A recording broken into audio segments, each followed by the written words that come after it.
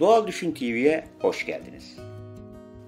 Bu videoda orkide satın alırken nelere dikkat etmemiz gerektiği konularını göreceğiz. Doğru orkideyi nasıl satın alacağınız konuları üzerinde duracağız. Serinin devam eden videolarında da bakımlarını nasıl yapacağımız konuları olacak. Şimdi bakalım orkide satın almanın püf noktaları nelermiş?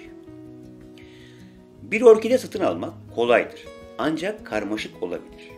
Mümkün olan en sağlıklı bitkiyi satın aldığınızı garanti etmek için birkaç doğru adım atmak iyi bir fikirdir. Çoğu insan böyle güzel bir bitkiyi eve getirmenin getirdiği anlık haz nedeniyle çiçek açmış orkide satın almayı sever. Orkidenizi evinizin en güzel yerine koyarsınız ve hemen keyfini sürmeye başlarsınız. Ancak bu seçimin dezavantajı olabilir. Çiçeklenme, orkide bitkisi için muazzam miktarda enerji kaybı demektir. Bazı türler vardır, ölümüne çiçek açar. Bu da birkaç yıl üst üste muhteşem çiçek açacakları, sonra solup ölecekleri anlamına gelir. Bu nedenle çiçek açmış bir orkide satın almak isteyip istemediğinize karar vermek zorundasınız.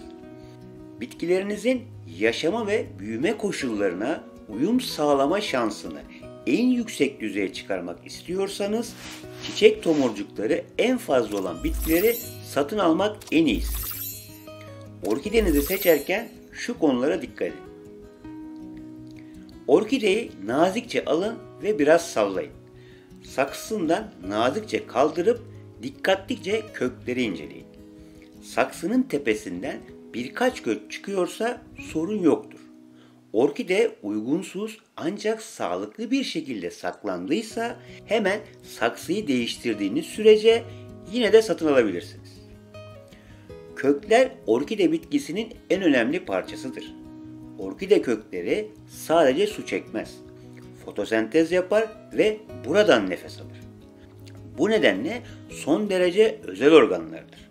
Sağlıklı bir orkidenin kökleri kuruyken açık yeşil, ıslakken koyu yeşil olacaktır. Uzun, sivri, parlak ve yeşil büyüyen bir uç olmalıdır. Büyüyen uç ne kadar uzun olursa bitki o kadar sağlıklı olur. Ölü orkide kökleri ıslandığında buruşup bronzlaşır ve kuruduğunda beyazlaşır. Ölü kökleri olan bir bitki hayatta kalamaz. Satın alırken ölü köklerin fazlalığı sizi bir orkideyi almaktan vazgeçirmelidir. Birkaç ölü kök çok büyük sorun değildir. Oranlamasına dikkat edin. Satın alırken yapraklara dikkat edin. Bu konu orkideler arasında çok fazla çeşitlilik olduğu için zor bir konudur. Her türün kendine göre farklılıkları vardır. Bazıları ince, kalem benzeri yapraklara sahipken diğerleri etli, düz yapraklara sahiptir. Bu nedenle satın alacağınız orkidenin yaprakları normalde nasıl olması gerekiyorsa öyle olsun. Genel olarak kalın, açık renkli ve sert yapraklar aramalısınız. Yapraklar neredeyse yeşil bir elma gibi, hafif sarı yeşil olmalıdır. Çok parlak yeşil olan yapraklar bitkinin muhtemelen fazla beslendiği ve kısa sürede çiçek açmayacağı anlamına gelir. Yapraklarda herhangi bir böcek zararı, hastalık göstergesi olmamalıdır. Son olarak büyüme noktasının kurumadığından emin olun. Kurumuşsa işiniz zor. Bu açıdan baktığımızda iki tür orkide vardır. Tek bir büyüme noktasından büyüyenler ve kök sapı diyebileceğimiz şekilde çoğalan orkideler vardır. Tek gövdeden büyüyenlerin büyüme noktası kurumamışsa sorun yoktur. Kök sapından büyüyen bir orkide ise bu kök saplarının dolgun ve şişman olduğuna emin olun. Değilse bitkide genel bir sorun olabilir.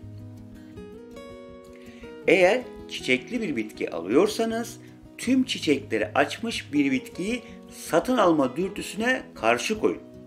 Uzun ömürlü orkide çiçekleri bir ay veya biraz daha fazla sürebilir. Ancak açılmamış çiçekli bir bitki satın alırsanız tadını daha uzun süre çıkartabilirsiniz. Bununla birlikte büyük olasılıkla düşeceklerinden dolayı sarı veya buruşuk çiçeklere sahip bitkileri satın almayın. Satın alacağınız orkidenin türünü bilin. Bilmiyorsanız satıcıya sorun. O da bilmiyorsa satın almamak daha iyidir. Her orkidenin kendine göre yetiştirme koşulları vardır. Satıcıya nasıl yetiştirildiğini sorun. İsteklerini iyi belirleyin. Sıcak ortamda yaşayacak orkide vardır, soğuk ortamda yaşayacak orkide vardır.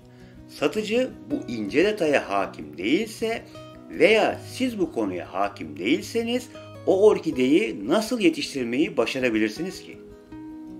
Ne yetiştirdiğinizi bilmek her zaman güzeldir. Orkidenizi evinizin ortamına alıştırın. Bitki eve ilk geldiğinde şokta olacağını unutmayın. Orkideler özellikle çiçek açtıklarında hareket ettirilmemeyi severler. Bitkiyi eve getirir getirmez açılmamış tomurcukları kaybetme olasılığınız çok yüksektir. Bitkiyi doğrudan güneş ışığına, soğuk hava akımına veya havalandırma deliklerinden gelen hava akımına maruz bırakmayın ya da sulamaya kendinizi kaptırmayın. Orkide bakımlarıyla ilgili videolarımız devam edecek. Diğer çiçeklerle ilgili de videolarımız gelecek. Lütfen takipte kalın. Bizi izlediğiniz için teşekkür ederiz. Bir videonun daha sonuna geldik. Kimsenin sizi doğal düşünmekten alıkoymasına izin vermeyin. Sağlıklı kalın, sağlıcakla kalın.